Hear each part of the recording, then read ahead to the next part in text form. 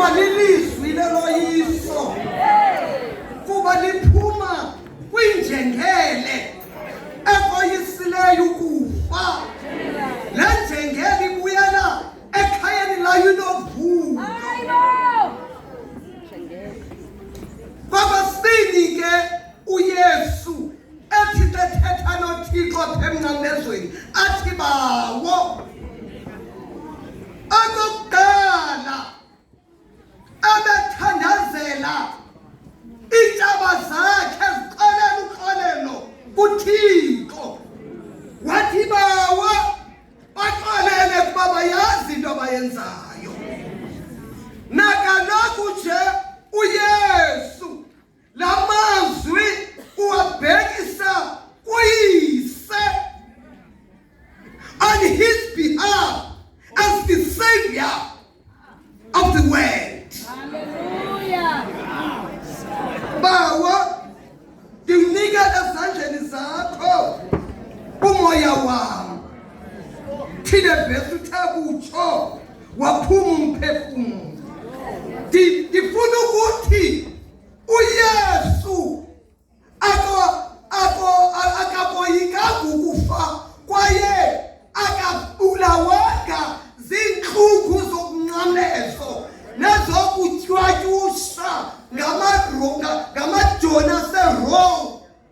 Nguye abunikezeleyo ubomi bakhe. Yiva phaa kwivangeli kaYohane 10 verse 18 akukho namnye unakho ukuthabatha ubomi bam. Ndiyabuncama mna ngokwam, ndinagunya nokubuncama, ndinagunya nokubuya ndibuthabathe.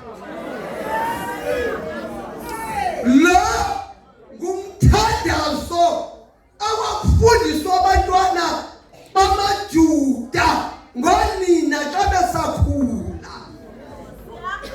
uYesu abamini bakhe ebephila ngomthandazo. Yona nto athetha avula umlomo kwizwi lokuqala wathandaza. Nakaloku nje kwizwi lokugqibela uyathandaza. Zithi ke izibhalo lo mthandazo uqathulwe kwiNdumiso 31 verse 5. Ezandleni zakho ndiyawunikela umoya wami. Mandikhankanye into ethi xa ndifunda indlela afe ngayo uYesu, ndidibanisa nencwadana abhalwe nguThesi Engqubule, uLuka noMateyu. Uthi phambi koba uYesu afe lazila izulu lacima ilanga.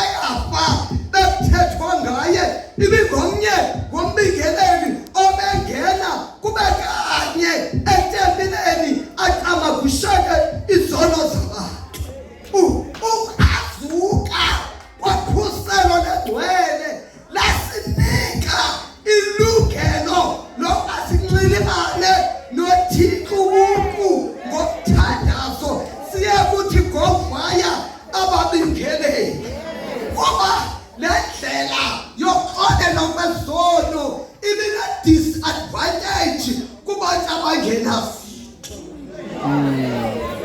Bawo ezandleni zakho ndiyawunikela umoya wami.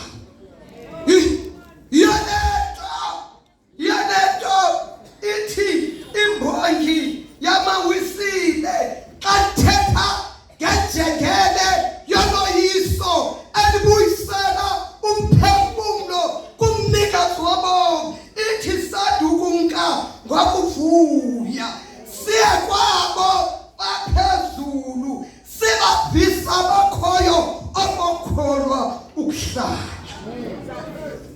Masingaboyiki ukufa. Lo mzekelo kaYesu Kristu njengoba kaloku umsebenzi wakhe ibikufundisa akasifundisa yokuba umKristu okanye ikholwa limele kufa njani na. Athanyo umbhali kwenye incwadi ebendikhe ndayifunda athi ukufa kufana nokuphuma kwenye kamere uye kwenye kamere. Yonke loo nto amakhaliphokholo anjengoStefano esizenzo chapter 7 verse 59 wathi xa equlutywa ngamaJuda wathi xa esifa wakhangela phezulu wathandaza lo mfo wolula izandla wathi bawo ezandleni zakho ndiyawunikela umoya wami. Ithi incwadi yeBhayibhile waguqa ngamadolo wathandaza waphinda wabathandazela wathi Nkosi Yesu uzungabisabiseli isono ngesi senzo basenzileyo. Athi umbhedesho wasekhaya xa uthetha ngokufa ukufa kuqiniseke njengokuphuma nokutshona kwelanga. Nkosi siphe kwelizwe uba siyazi inyaniso yakho ukuze usiphe kwilizwe elizabakho ubomi obunaphakade.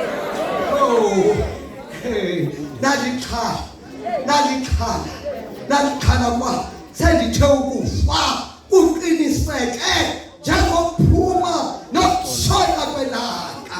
Ndoyika okokuba umntu nomntu njengam kubudondolo lwam. Nguhymn 16 wathi ukuze basindiswe wenza ngesibele wabanika unyana wakho ukuze azokubafela. Ayiwathi into ngoba xa kunqonqoza ukufa usezazifumane ivesi yakho.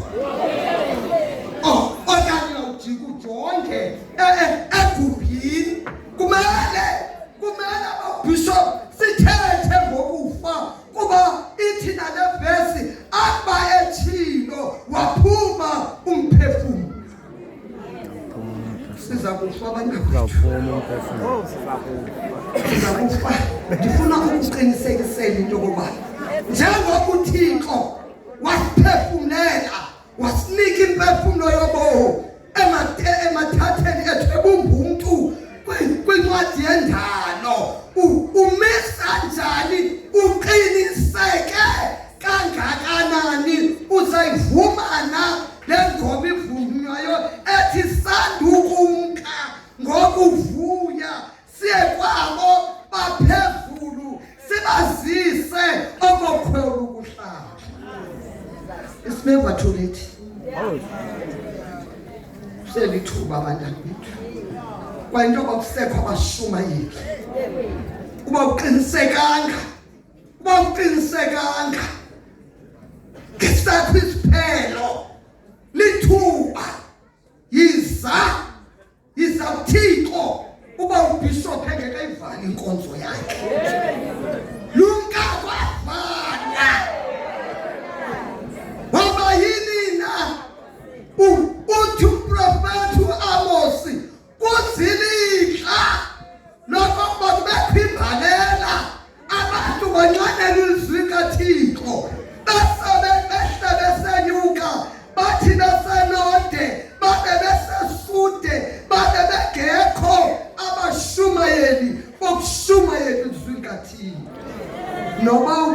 uzowukela ndikhe ndabeva abashumayeli besitsho apha nabo yenza isigqibo thetha isigqibo abathathu umshumayeli kwazi inkonzo zidlulileyo wathi kukuwe ukumxhuluba ngamatshe uYesu kanti kukuwe ukumthathela kuwe alawula impilo yakho kuzomipha nale crime ingakanani